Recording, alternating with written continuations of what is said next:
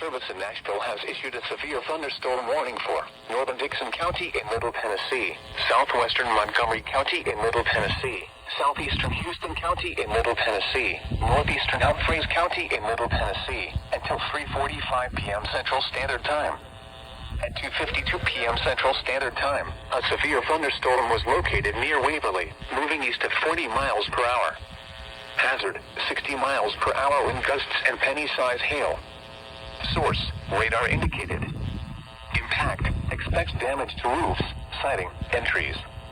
Locations impacted include Dixon, Waverly, Erin, White Bluff, McEwen, Charlotte, Van Laer, Sladen, Cheatham Dam, and Cunningham.